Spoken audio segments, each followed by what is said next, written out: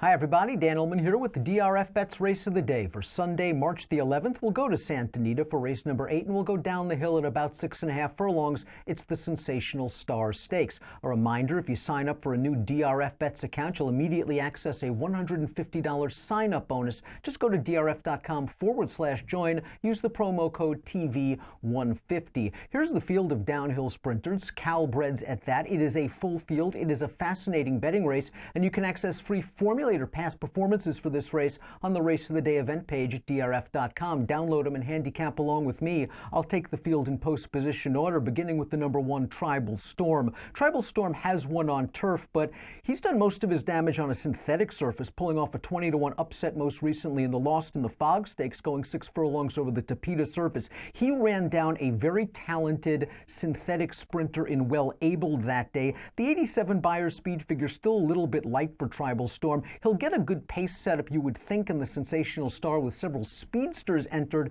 but I think this might be just a little bit tough. He might be a horse considered underneath only in single race exotics. One of the horses I want to bet at a pretty solid price is the number 2, Anatolian Heat. He's one of several horses in this race trained by Peter Miller. He's making his 3rd start of the form cycle, and let's examine his 2 races this form cycle. The first one back, he caught his uncoupled stablemate Conquest Tsunami, who's just turned into a downhill turf terror ever since being sent over to Peter Miller. Conquest Tsunami was just able to get to the lead, an easy one at that. There was no way Anatolian Heat could overcome the pace disadvantage against a classier horse, but he did pass some tired horses in the stretch. It was a promising effort. Most recently, Miller stretched Anatolian Heat around 2 turns, and I don't think he had a very good trip. There was not a big pace signed on. He was 4 wide going into the first turn, and then the race got weird on the backstretch when a horse from mid-pack made this big brush entering the far turn, going past Anatolian Heat. That forced Anatolian Heat into the race, however, and he was forced 4 wide on the second turn.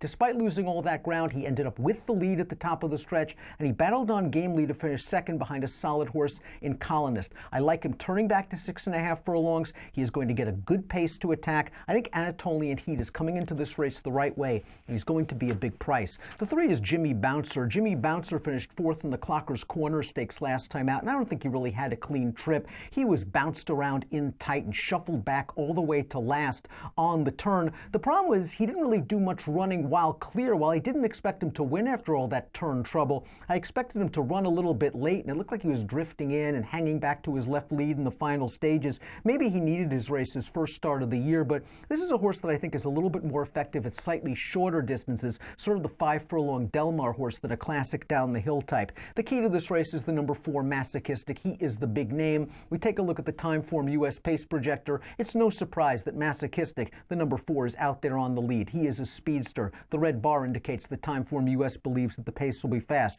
This will be start number 18 for Masochistic, a legitimate Grade 1 stakes winner on the dirt. It's his first start on turf. He's run well in synthetic way back when he was a young horse in 2014. He dominated a couple of races over the old polytrack surface at Delmar. If you believe that synthetic form translates to turf, maybe he'll handle it. And he kind of acts like a horse that might handle the turf. But I wonder where he is. He's 8 years old right now. He hasn't won a race since the 2016 Pat O'Brien. And an interesting Bob Baffert stat. He's had 25 winners over the last year with horses returning off 31 to 60-day layoffs. Every single one of those horses in the interim 31 to 60 days had a 5 furlong workout. Masochistic has 4 workouts since his most recent start. All of them half-mile works. He's going to be on the lead. He's the classiest horse in this race. But I wonder where he is from a form standpoint, and you know he's going to take a little bit of money. I'm slightly against Masochistic. Richard's Boy, the number 5, is close to the pace in the Timeform US pace projector. Like Jimmy Bouncer, I like him slightly better, going 5 furlongs. That was the distance where he ran second in the Breeders' Cup Turf Sprint at Delmar. He has won going down the hill at 6.5, but again, I do like him better at the 5. Last time out, he went to Gulfstream for the 5 furlong Gulfstream Turf Sprint, and he kind of ran the usual Richards Boy race. He was in contention turning into the stretch. He swapped leads several times. You have to wonder if that cost him a little bit of momentum, and then he finished 3rd. He's earned a lot of money in his career. He's a rock-solid horse. He's going to be in good position turning into the stretch, but like Masochistic, this is a horse that always takes a little bit of money, and I'm not sure he has such a strong edge over the rest of the field that I want to take a short price. Smoky Image, the 6, I think is a very interesting horse, turning back to 6 6.5 furlongs in his third start of the form cycle for trainer Carla Gaines. This horse has run well on the turf in the past. Last time out, going 1 1/8, he had a little bit of trouble in the Turf Classic. I just think the key for him is dropping back in distance and getting a solid pace. This is a horse you can use, although he hasn't reached the winner's circle since very early in 2016. Tough Sunday has shown speed on occasion. He's only raced once on the turf, and that resulted in a gate-to-wire score going 5 furlongs at Del Mar, beating Anatolian Heat. Since then, he's run twice on dirt, a game effort in a weak edition of the Grade 3 Midnight Loot Stakes, and then third last time out in the Cal Cup Sprint, where he finished ahead of Masochistic. This is a horse that can adapt to the pace scenario. I think he'll be in stalking position, and he'll be in with a chance turning into the stretch. The horses like 6 Smoky Image, 7 Tough Sunday, you can use them. I think the 8 Fly to Mars is also pretty logical. Another one trained by Peter Miller. This horse also exits the Clocker's Corner, won by Miller trainee Calculator, who came back to run third in the Daytona with a 96 Beyer speed figure.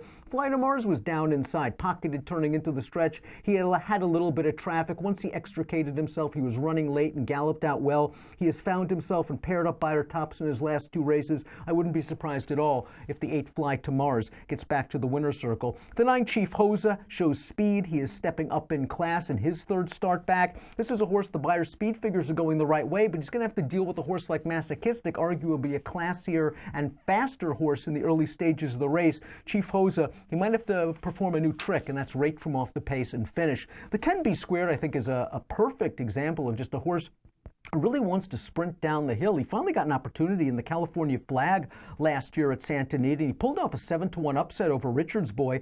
Since then, he didn't really get an opportunity to run. They ran him in the Breeders' Cup Sprint where he was completely overmatched. The Mathis Brothers Mile, just a little too far for him. Then the Cal Cup Sprint where he ran well ahead of Tough Sunday and Masochistic.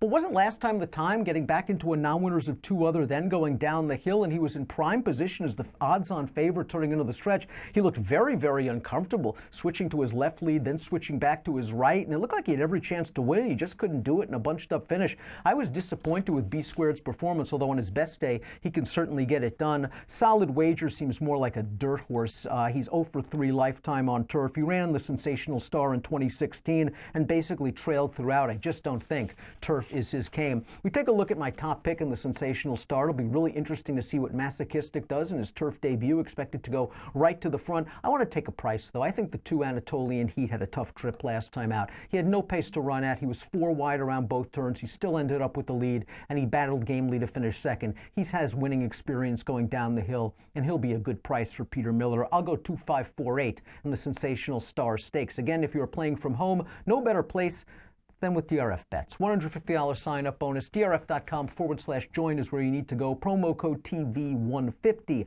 Approximate post time for a good edition of the Sensational Star Stakes, race number 8 at Santa Anita on Saturday is 3 o'clock Pacific. Good luck.